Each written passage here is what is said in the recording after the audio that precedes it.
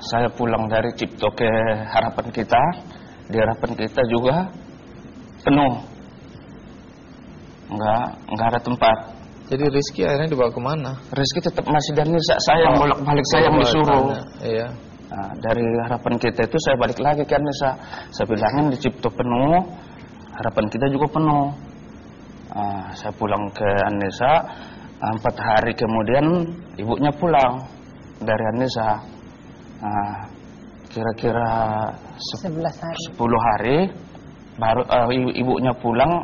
Si Rizky ini tinggal di rumah sakit. Di rumah sakit. Jadi setiap hari saya ngelihat ke sana.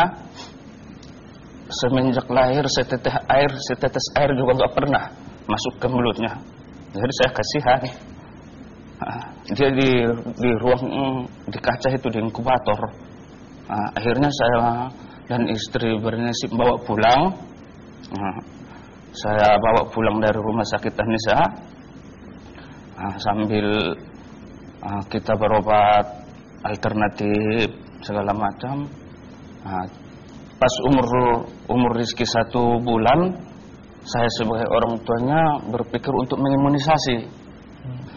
Akhirnya saya bawa ke dokter spesialis tempat dia disesar. Tapi bukan di rumah sakit itu, saya ke rumahnya. Kebetulan di rumahnya praktek. Ya. Di situ diimunisasi, dikasih ditetes di mulut, disuntik di paha. Udah itu saya disuruh 2 minggu lagi ke sana untuk melanjutkan imunisasi.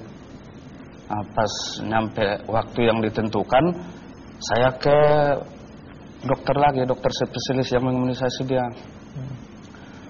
Saya bilangin, Pak, semenjak kemarin 2 hari semenjak diimunisasi, matanya kuning, kulitnya kuning, BB-nya berubah, kata saya. Dilihat sama dia, udah pernah belum, udah jadi belum ke Cipto, apa ke rumah sakit Harapan Kita? Kan waktu itu penuh, kata saya. Ya udah sekarang aja ya, bawa, katanya, bawa ke Harapan Kita aja, katanya begitu. Ya udah Pak, kata saya, dikasih rujukan ke saya. Besoknya saya langsung ke Harapan Kita, maksud dengan pemeriksaan. Ternyata sampai di Harapan Kita diponis anak saya dengan penyakit atresia biliar. Apa itu? Penyakit hati. Ya. Terus apa yang dilakukan? Dikasih cairan, diimpus, dan kita pemeriksaan ginjal. Waktu itu dimasukin selang ke lubang kencingnya. 4 hari kita di sana dengan keterbatasan dana. Kita pulang ke rumah. Terus sampai di rumah diapakan? Di rumah ya kembali kita ke alternatif, jalan satu-satunya. Gak mungkin kita biarin anak kita begitu aja di rumah. Ya paling tidak kan kita berusaha. Walaupun gak ke rumah sakit, ya paling tidak alternatif gitu. Akhirnya waktu itu saya melihat masalah si Bilkis waktu itu.